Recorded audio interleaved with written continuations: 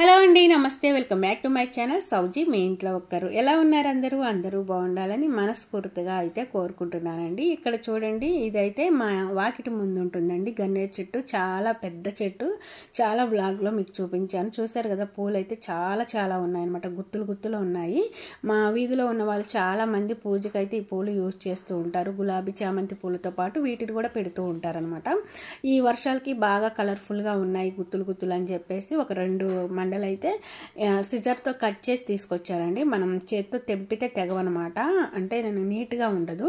అందుకే సిజర్తో కట్ చేసి తీసుకొచ్చి ఇక్కడైతే ఒక ఫ్లవర్ వాజ్ ఖాళీగా ఉంది కదా, సో అప్పుడప్పుడు ఈ విధంగా కొంచెం ఇంట్లో ఉన్న ఫ్లవర్స్తోనే డెకరేట్ చేస్తూ ఉంటానన్నమాట. సో ఇంకా ఇప్పుడైతే మనకి శ్రావణ మాసం స్టార్ట్ అయిపోయింది కాబట్టి సో హౌస్ అంతా కూడా చాలా నీట్గా పెట్టుకోవడానికి ట్రై చేస్తూ ఉంటాను. అంటే ఎప్పుడు నీట్గా ఉండదని కాదు, ఇంకా డెకరేషన్ ఎక్కువగా ఉంటుందన్నమాట. ఎందుకంటే ఎక్కువగా పూలు ఉంటాయన్నమాట. పూజలు ఎక్కువ చేస్తూ ఉంటాం, పండగలకి పూలు ఎక్కువ తీసుకొస్తూ ఉంటాం కదా, ఆ విధంగా చెప్తున్నానండి. ఇక్కడ వచ్చేసి ఏంటంటే శ్రావణ మాసం స్టార్ట్ అవుతుంది. ఆషాఢం వచ్చింది. ఇప్పుడు ఆషాఢంలో హౌస్ క్లీనింగ్ చేసేసుకుంటున్నానండి. శ్రావణ మాసంలో క్లీనింగ్ చేయడం ఎందుకని చెప్పేసి అయితే కొన్ని టిప్స్ అయితే మీకు షేర్ చేస్తానన్నమాట. క్లీనింగ్ చేయకముందు నేను వీడియో తీయలేదండి, ఎప్పుడు క్లీనింగ్ చేసేటప్పుడు తీస్తూనే ఉన్నాను కదా అని చెప్పేసి క్లీనింగ్ చేసిన తర్వాతే మీకు వీడియో చూపిస్తున్నాను. అయితే ఇంతకు ముందు ఉన్న అప్పుడు ఏ విధంగా సర్దాను అనేది ఇంతకుముందు వీడియోలో ఆల్రెడీ ఉంటుంది. ఇప్పుడు ఏ విధంగా సర్దుకున్నాను అనేది కూడా మీకు చూపిస్తున్నాను. అయితే ఇక్కడ కొన్ని కౌంటర్ టాప్ దగ్గర పెట్టాల్సినవి పెట్టేశాను. ఇక్కడ చూసారు కదా, ఈ స్టాండ్ అంతా కూడా బూజు కొట్టుకొని ఉంటే మొత్తం సామాన్లన్నీ తీసి ఒక గిన్నెలో వేసేసుకొని మొత్తం నీట్గా కడిగేసేసి ఆరబెట్టేసి, స్టాండ్ కూడా తీసేసి నీట్గా కడిగి ఆరబెట్టేసి అదంతా ఆరేలోపు మనం కిచెన్లో కొన్ని వర్క్స్ అయితే ఫినిష్ చేసుకోవచ్చు అనమాట. ఇక్కడ ఉన్నాయి చూసారు కదా, స్పూన్లు వేసుకునేది, గ్లాసులు పెట్టుకునేవి, ఇవి కూడా అంతేనండి, సేమ్ ప్రాసెస్ అనమాట. సింపుల్గా ఉండటానికి మీకు చెప్తున్నాను. ముందుగా వాష్ చేసుకోవాల్సినవి ఉంటే అవన్నీ ముందుగా వాష్ చేసేసుకుంటే మనం ఇంట్లో పని చేసుకునే లోపు అవి వాష్ అవుతాయి.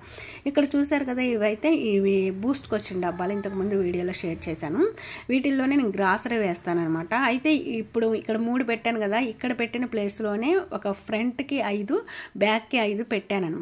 అలా పెట్టడం వల్ల ఏంటంటే ఫ్రంట్ సైడ్ ఇవి అందుతున్నాయి కానీ బ్యాక్ సైడ్ ఇవి అందట్లేదు అనమాట. అయినా కూడా ఎలాగోలా కొంచెం ఫ్రంట్ సైడ్ తీస్తే బ్యాక్ సైడ్ అందుతున్నాయి, కానీ ఏమున్నాయి ఏం లేవు అనేది అసలు అర్థం అవ్వట్లేదు. అందుకోసమే అన్ని ఫ్రంట్కే ఉండేటట్టుగా కనిపించాలని చెప్పేసి ఇటేపు పట్టిన వరకు పెట్టేశాను. మొత్తం ఒక 7 పట్టాయండి, మిగిలిన 3 ఇటు పెట్టేశాను. అయితే స్టీల్ ఐటమ్ ఉంటాయి కదా, అవి నేను ఎక్కువగా యూస్ చేయను అనమాట.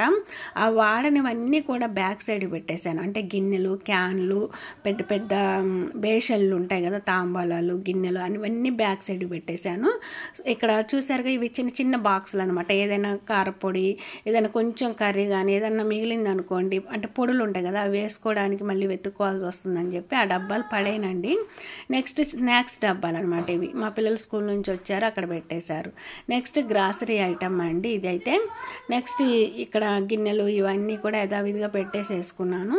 ఇక్కడైతే మిక్సీ అను గ్రైండరు, కుక్కరు, మిక్సీ జార్లు, సేమ్ ఇదైతే దేవుడు గుడి అనమాట. ఇది ఇంకా క్లీన్ చేయలేదు, అంటే మనం నీట్గా స్నానం చేసిన తర్వాత క్లీన్ చేసుకోవాలి కాబట్టి ఆ ఒక్క గూడు వదిలేస్తాను. నెక్స్ట్ ఇటు కౌంటర్ టాప్ అనమాట. ఈ కౌంటర్ టాప్ మీద స్టవ్ ఎప్పటికప్పుడు నీట్గా వారానికి ఒకసారి క్లీన్ చేస్తూనే ఉంటానన్నమాట. సో అయితే ఇదంతా ఇప్పుడు నీట్గా క్లీన్ చేసేసాను. దాని తర్వాత నైట్ వంట చేసేసాను అనమాట.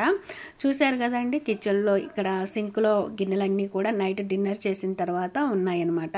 ఇవన్నీ క్లీన్ చేసేసి ఇందులో వేసేయాలి.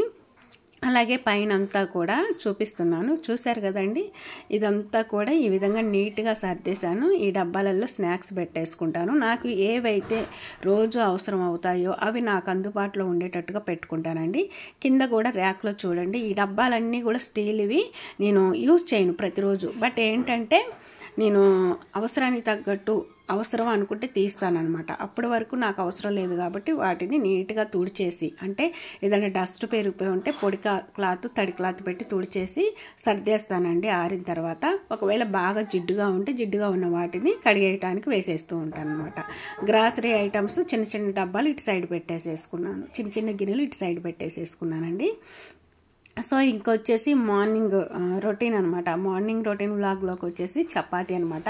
మా బాబు ఏం చెప్తున్నాడంటే, మమ్మీ చపాతీ పెట్టు మమ్మీ లంచ్లోకి అని చెప్పాడు. ఇంకా లంచ్లోకి ఏంది, బ్రేక్ఫాస్ట్లోకి కూడా చపాతీ చేద్దామని చెప్పేసి చేసేస్తున్నాను.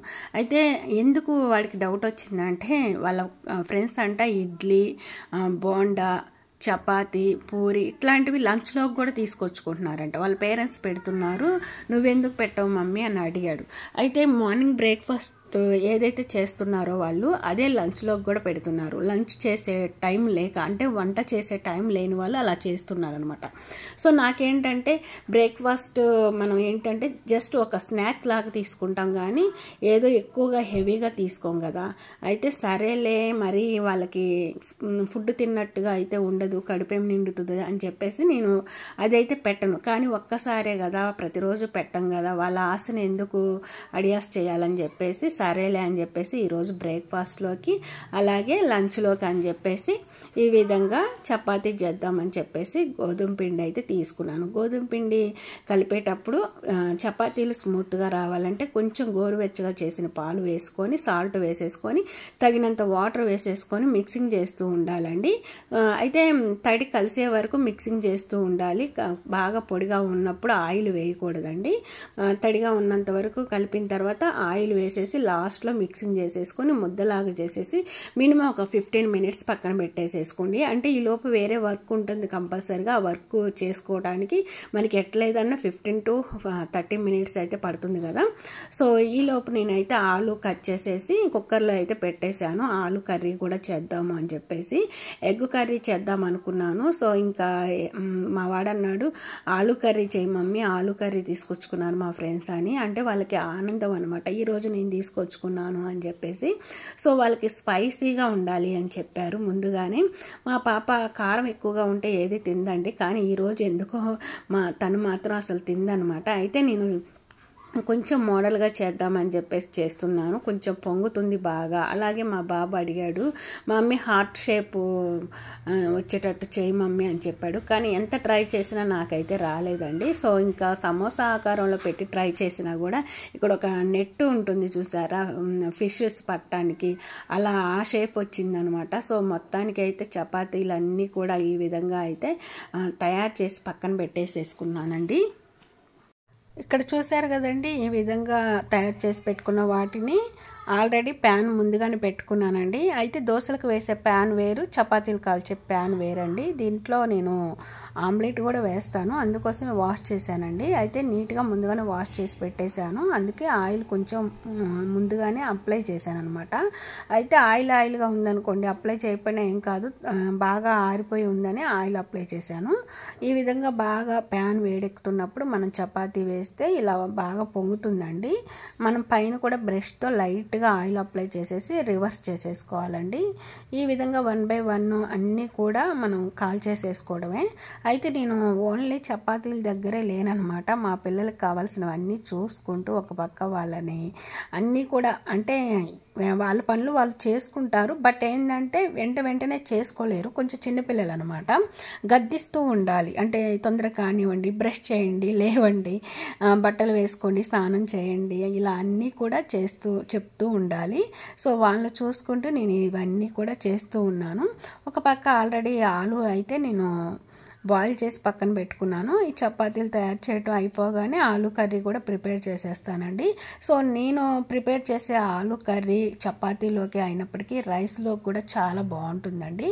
అంటే చపాతీలోకి చాలా రకాలుగా చాలామంది చేస్తూ ఉంటారు, కానీ నేను చేసినట్టుగా ఇంతకుముందు ఎవరైనా మీరు చేశారో లేరో నాకు తెలియదు. ఒకవేళ చేసి ఉన్నా చేయకపోయినా కామెంట్ సెక్షన్లో మెన్షన్ చేయండి, ఒకసారి ట్రై చేయండి ఎలా వచ్చిందో, చపాతీలోకి చాలా టేస్టీగా ఉందా లేదా అనేది కూడా నాకు మెన్షన్ చేయండి. సో ఈ విధంగా ఈ వర్క్ అంతా ఫినిష్ చేసేసుకొని మొత్తానికి చపాతీల పని అయితే అయిపోయిందనమాట. చూసారుగా ఎంత స్మూత్గా ఉంటాయంటే చపాతీలు 2-3 రోజులైనా సరే అసలు గట్టిగా ఉండవు అనమాట. ఎందుకంటే ఇక్కడ వేడి గోరువెచ్చటి పాలు వేసి మనం చపాతీలు ముద్దని కలిపేసుకున్నాం కదా. సో ఇప్పుడైతే ఆల్రెడీ బాయిల్ చేసిన ఆలుపై ఉన్న పీల్ తీసేసుకుంటున్నాను అనమాట. అయితే దీనికి కావాల్సిన ఇంగ్రీడియంట్స్ కూడా ఏమి ఉండదండి, చాలా సింపుల్. మనం ఏం కావాలంటే అవి వేసుకోవచ్చు, చాలా సింపుల్ మీకు చూపిస్తాను. అయితే నార్మల్గా మనం పోపు ఎలా వేసుకుంటామో అలా వేసేసుకొని 2 ఆనియన్స్ పెద్ద పెద్దవి తీసేసుకొని కట్ చేసుకున్నాను నిలువుగా. పచ్చిమిర్చి ఒకటి తీసుకొని కట్ చేసుకున్నాను. దీంట్లో యథావిధిగా మనం కర్రీకి ఎలా వేసుకుంటామో అలానేనండి. ఇంకా కరివేపాకు వేసి ఇది కొంచెం దగ్గరికి బాయిల్ అయిన తర్వాత, అంటే దగ్గరికి అంటే కొంచెం గోల్డ్ షైనింగ్లోకి రావాలన్నమాట. ఆనియన్స్ మగ్గాలి. ఆ మగ్గిన తర్వాత దీంట్లోకి సాల్ట్, కారము అన్నీ వేసేసుకోవాలండి. మసాలా పౌడర్ కూడా వేసేసుకోండి. అయితే కొంచెం కారం ఎక్కువగానే వేసేసుకునే వాళ్ళు వేసేసుకుంటారు, ఎందుకంటే స్పైసీగా ఉండాలనుకున్నప్పుడు మనం ఏ ఇంగ్రీడియంట్స్ అయినా వేసుకోవచ్చు అనమాట. సో ఇంకా మా బాబుకి అయితే స్పైసీ కావాలన్నాడు కాబట్టి కొంచెం కారం ఎక్కువగానే వేసేస్తున్నాను. సో ఈ విధంగా ఆనియన్స్ బాగా మగ్గనివ్వలేదండి నేను, ఈ విధంగా మగ్గనిచ్చేసి ఇప్పుడు ఈ ఆలుని ఇలా చేత్తోనే ఇలా చితుపుతూ, మనం అంటే చాకుతో కొయ్యాల్సిన అవసరం లేదు, చేత్తోనే ఇలా చితిపేస్తే ఇలా పొడి పొడిగా కొంచెం ముక్కలు ముక్కలుగా ఉంటుంది కదా. వీటిని మనం ఈ విధంగా ఆల్రెడీ కారం వేసాం కాబట్టి కొంచెం పచ్చి స్మెల్ పోతుందనమాట. వీటిల్లో ఈ విధంగా వేసేసుకొని మొత్తం మిక్సింగ్ చేసేసుకోవటమేనండి. అసలు ఎంత టేస్టీగా ఉంటుందంటే సూపర్ అంటారనమాట.